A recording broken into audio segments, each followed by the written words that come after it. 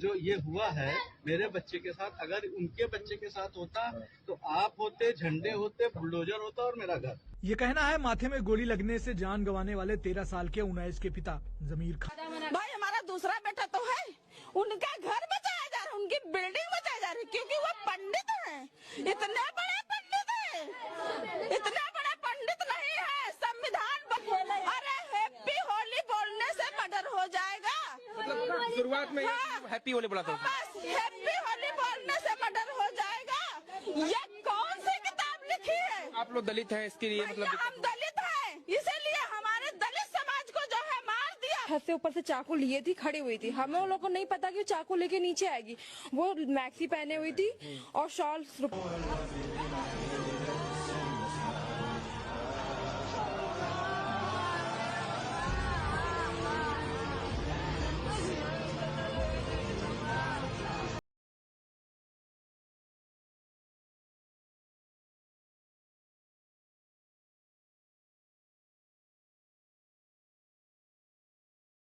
हमारी main stream media को देखो, देश में 4 बड़े इंसिडेंट हो गए। आपने उम्मैद का नाम सुना होगा, तरुण का नाम सुना होगा, एक मुस्लिम महिला है बिहार में, उनका नाम सुना होगा, और एक और इंसिडेंट जो कि यूपी में हुआ है, और ऐसे न जाने कितने इंसिडेंट। गौतम का नाम सुना होगा, एक और महिला थी, दलित महिला, उसके साथ क्या हुआ। तो आप सोच के देखो कि मेन स्ट्रीम मीडिया को सिर्फ ये बताने में मज़ा आता है कि पुतिन किसके अंडे खाते हैं, मोदी जी का सीना कितना चौड़ा है, और देश की जो सड़कें हैं वो बहुत अच्छी हैं, हमारे देश का जो स्कूल है हर एक स्कूल इंटरनेशनल लेवल का है, हमारे स्कूल के बच्चों की एजुकेशन बहुत अच्छी हो चुकी है, और किसी को कोई घंटा फर्क नहीं पड़ता किसी को। अगर आप नहीं पढ़ोगे, अगर आप अपनी एजुकेशन को अच्छा नहीं करोगे, तो इनको किसी को कोई मतलब नहीं है आपसे। और ये बात हो रही है, we are talking about students, जो अपकमिंग जनरेशन है हमारे देश की। और ऐसा नहीं है कि उनको पता नहीं है, उनको पता भी है, और बहुत सारे लोग अग्री भी करते हैं इस चीज से। But I don't know why they are afraid of being public. मुझे नहीं समझ में आता। अगर समझ में आता है तो बोलो ना। सोशल मीडिया है, इंस्टाग्राम है तुम्हारे पास, स्नैपचैट है, और पता नहीं क्या क्या है। एक छोटी सी क्लिप भी पता नहीं क्या से क्या कर सकती है। But why you guys are afraid, I don't know. जब तुम पढ़ते हो बुक्स में तो तुम्हें क्या सिखाया जाता है? हिस्ट्री से, ज्योग्राफी से, और बहुत सारी चीजों से क्या सीखने को मिलता है। हिस्ट्री ज्योग्राफी पढ़ाई इसीलिए जाती है। जहां चाइना, जहां फ्रांस, जापान अपने स्टूडेंट्स को एआई, टेक्नोलॉजी और न जाने क्या क्या सिखा रहा है, वहां हमारे देश में बाबा किडनी स्टोन ऐसे निकाल देते फूंक मार के। जब डॉक्टर्स काम करना बंद करते तो हमारे यहाँ बाबाओं के पास जाते हैं। लेकिन सोच के देखो कि अगर इतना ही साइंस पीछे होती तो कोविड हमने इतना बड़ा टाइम देखा, इतना मतलब ऐसा हीनस टाइम था, बहुत बेकार। उसमें साइंस काम आई थी या ये सारी चीजें काम आई थी? देखो, मैं किसी के अगेंस्ट नहीं बोल रहा, सबका अपना एक बिलीफ होता है, फेथ होता है। नो डाउट बिलीफ और फेथ रहना चाहिए हर चीज में, जहां पे आपका मन करे। बट कभी कभी चीजों को हटके समझना पड़ेगा। अगर आपका बच्चा एआई नहीं जानता, अगर आपका बच्चा डिजाइनिंग नहीं जानता, कंप्यूटर टूल्स नहीं जानता, मशीन लर्निंग नहीं जानता, इंग्लिश नहीं आती उसे अच्छी, मैथ्स नहीं आती, साइंस नहीं आती, फिजिक्स नहीं आती, केमिस्ट्री नहीं आती, और जो बाकी सब्जेक्ट्स हैं रिक्वायर्ड वो नहीं आते, you can not blame the government. और अगर आप ब्लेम करते हो तो फिर ये आपकी प्रॉब्लम है। क्योंकि जब आपको पढ़ना था तो आपने पढ़ाई नहीं करी, तो आपका वो रैशनैलिटी भी डेवलप नहीं होगा to ask the question from the government. और पता नहीं इतनी सारी चीजें होते हुए भी चुप रहते हो। मुझे तो ये समझ में नहीं आता कि वाकई में ही इंसान हो या पपेट हो चुके हो। It's not about BJP, it's not about Congress, आम आदमी पार्टी या कोई भी एक पर्टिकुलर पार्टी के बारे में नहीं बोल। आप कोई भी पार्टी उठा के देख लो, उनका सबका वही कैरेक्टर है भाई। हर नेता का वही कैरेक्टर है।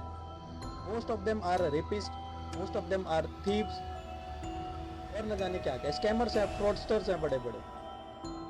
बहुत छोटी सी चीज है कि आपके आसपास का विधायक, आपके आसपास का काउंसलर, प्रधान, मुखिया 5 साल बाद एक बढ़िया कोठी बना लेता है, आपको समझ में नहीं आ रहा कैसे बनता। तो ये तो आपको सोचना पड़ेगा। कि आपके टैक्स का पैसा कहाँ जा रहा है।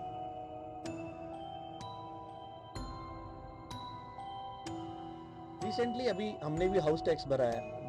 Properly I belongs from Bihar, तो my roots are from Bihar, और अभी रिसेंटली जो हमारा एरिया है वो एमसीडी में आ गया है, तो वहाँ पर पॉपुलेशन डेंसिटी बढ़ी है, पॉपुलेशन बढ़ी है, और उस एरिया को एमसीडी डिक्लेयर किया गया। ठीक है, अब वहाँ पे टैक्स होता है, हाउस टैक्स होता है, हाउस टैक्स हमने दिया, लेकिन वहाँ पर फैसिलिटीज़ क्या है? कोई फैसिलिटीज़ नहीं है, पीने का साफ पानी तक नहीं है, ड्रेनेज नहीं है, कुछ भी नहीं है। हमने अभी रिसेंटली जो घर बनाया, उस घर की ड्रेनेज हमने घर के पीछे खेत में छोड़ी हुई है। चलो अभी कहेंगे कि भाई अभी एमसीडी आई है और ये सारी चीज़ें, लेकिन उससे पहले भी तो इतने साल हो गए।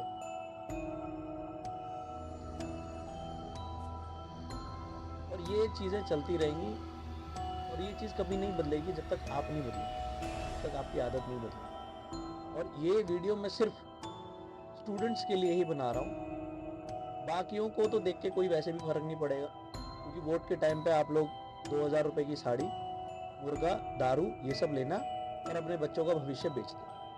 ठीक है, इसके अलावा कोई काम नहीं है, क्योंकि आपको आदत है सड़े गले मोहल्लों में रहने की, नालियाँ आपके घर से आगे खुले में बहें, कोई प्रॉब्लम नहीं है, बीमारियाँ आपके घर को घेरें, कोई प्रॉब्लम नहीं है, आपके बच्चे का भविष्य बिक जाए, कोई प्रॉब्लम नहीं है, आपका बच्चा सरकारी स्कूल में पढ़े जहाँ पर आपके बच्चे को सपोर्ट मटेरियल एग्जाम से 2 दिन पहले मिले, आपको कोई प्रॉब्लम नहीं। स्कूल की आज भी वही प्रॉब्लम्स हैं जो आज से 10 साल पहले जिस स्कूल में मैं पढ़ता था उस टाइम थी। आज भी पानी पीने को साफ नहीं मिलता, टीचर्स टाइम पे नहीं आते, पढ़ाई होती नहीं है, बच्चों का स्कूल में रुकने का मन नहीं करता। क्यों एक बच्चा प्राइवेट स्कूल में रुकता है और गवर्नमेंट स्कूल में नहीं रुकना चाहता? रीजन क्या है आपका? और कोई चाहता भी नहीं कि आपके बच्चे पढ़े हैं ना। और ये बहुत छोटी छोटी चीजें, अगर आप इस पे केयर करेंगे, only you will get the solution.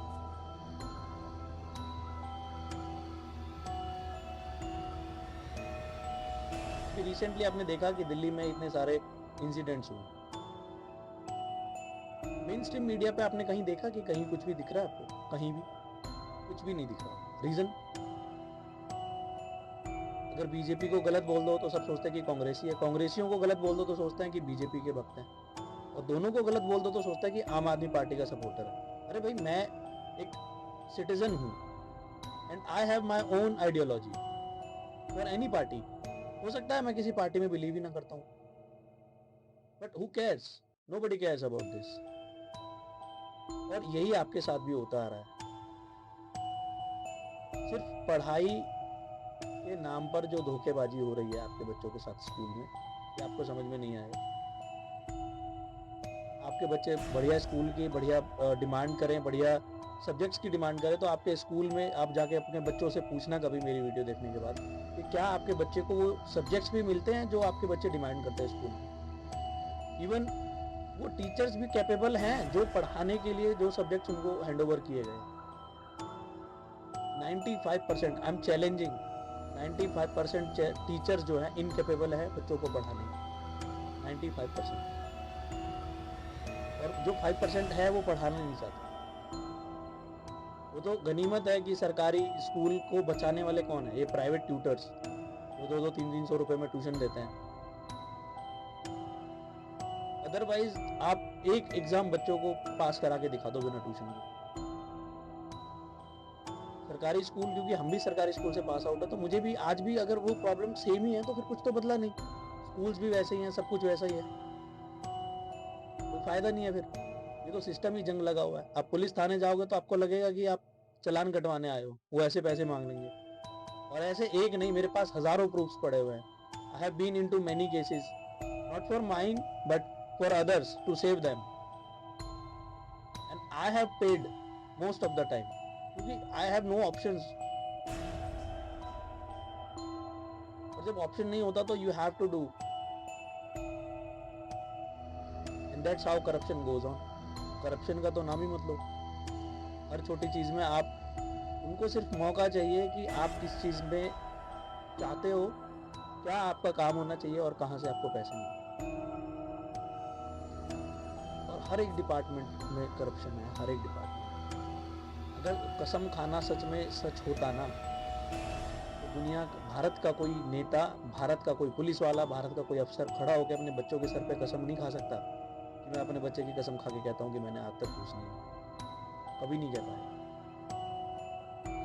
क्योंकि कसम से कोई मरता नहीं है ना, तो इसीलिए लोग झूठी कसम खाते हैं।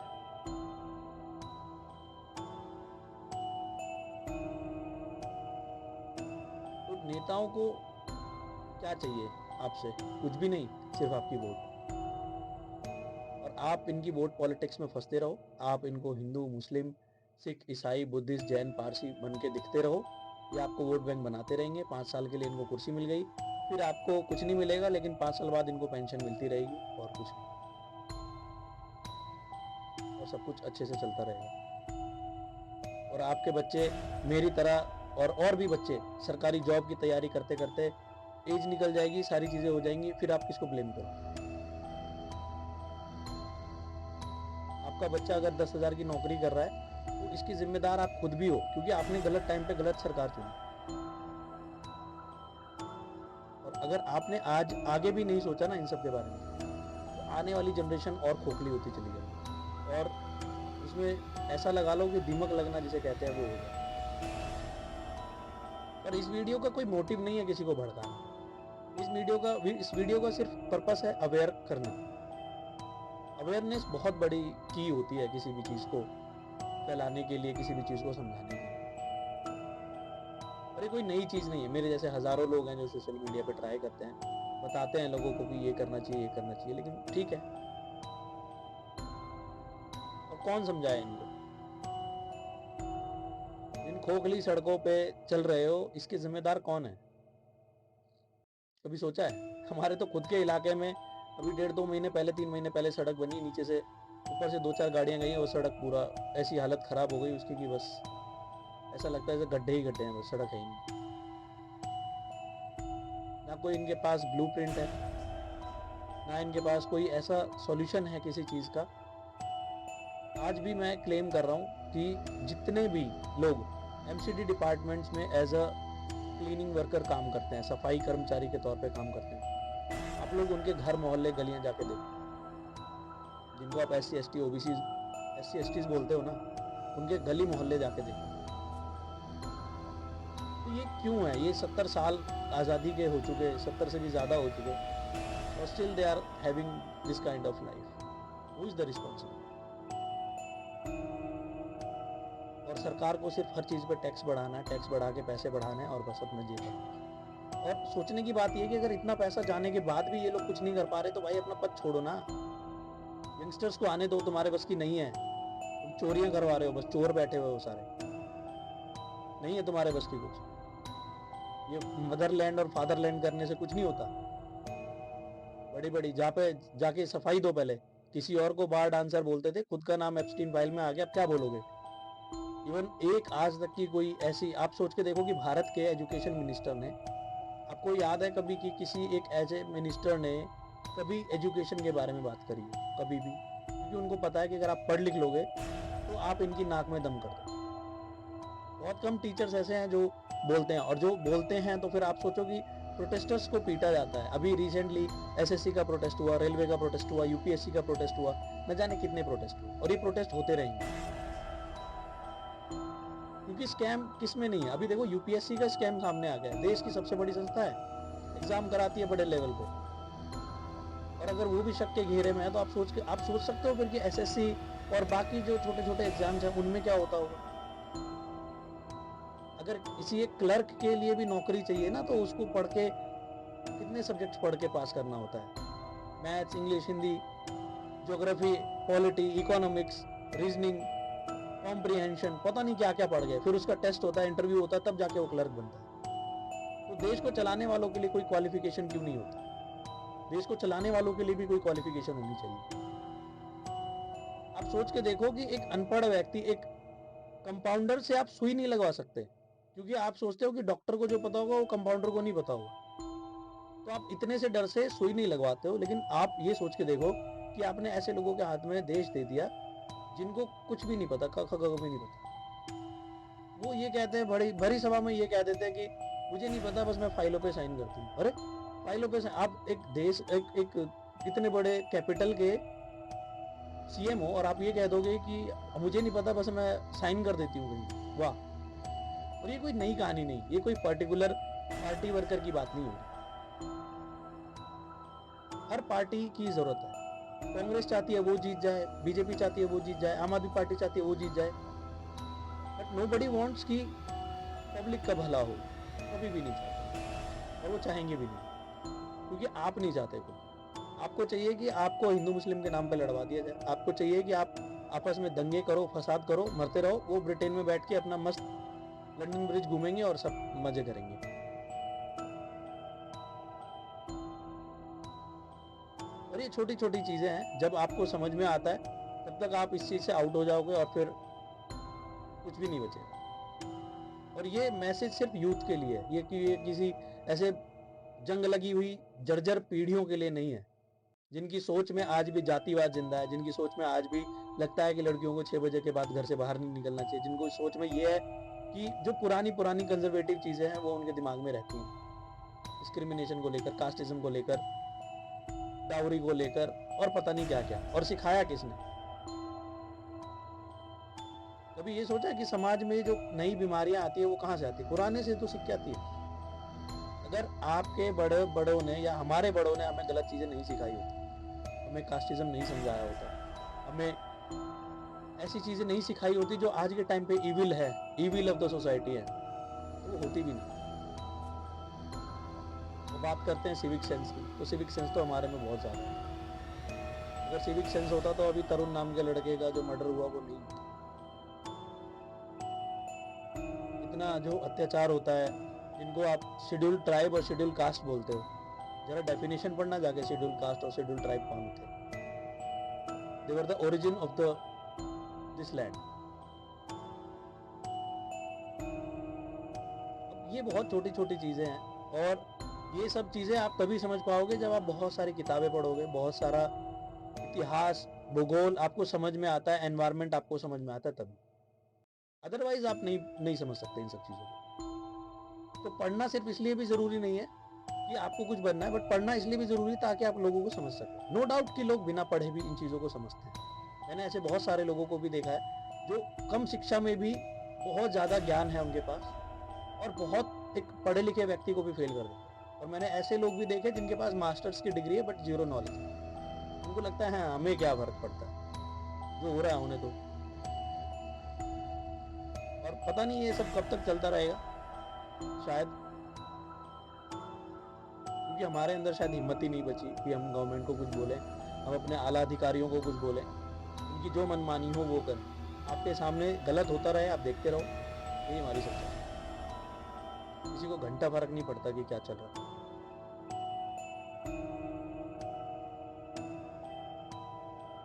सरकार को जिस काम के लिए चुना गया वो छोड़ के बाकी सब करती है। सरकार को ये जानना है कि आप जय श्री राम के नारे लगाओगे कि नहीं। सरकार को ये जानना है, एक सरकार को, कि आप अल्लाह अकबर बोलते हो कि नहीं।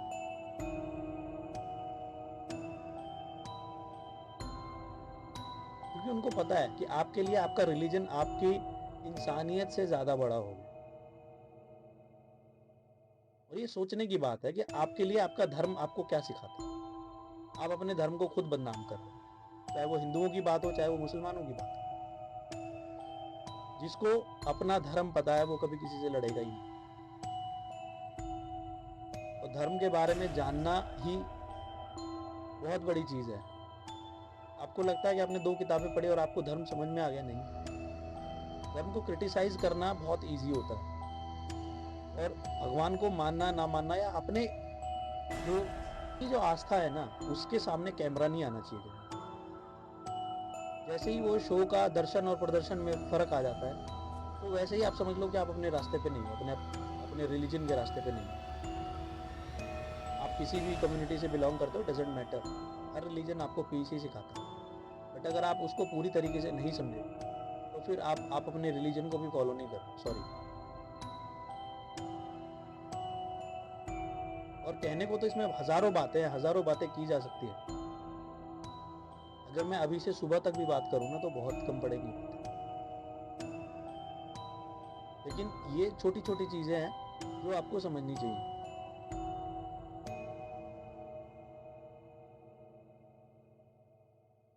आपको पता है अभी रिसेंटली बोर्ड्स एग्जाम में क्या हुआ? बोर्ड्स एग्जाम में ये था कि बच्चों को 20-20 नंबर के MCQs जो उनके क्वेश्चन पेपर में आता है वो बता दिए जा रहे हैं। Reason?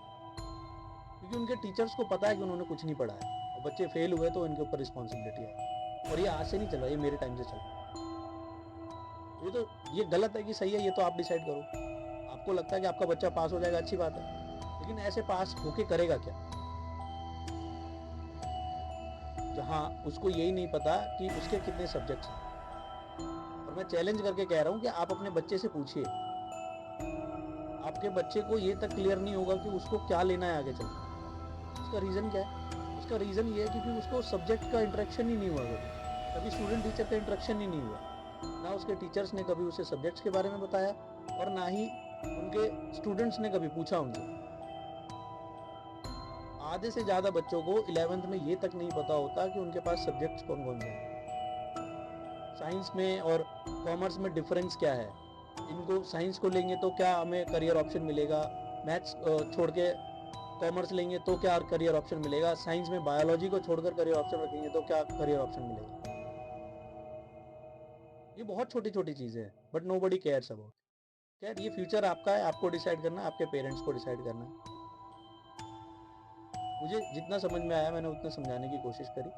Rest of all the things up to you. बाकी मिलता हूँ फिर किसी ऐसी गुस्सेदार वीडियो में जिसमें फिर से समझाने की बताने की कोशिश करूँगा।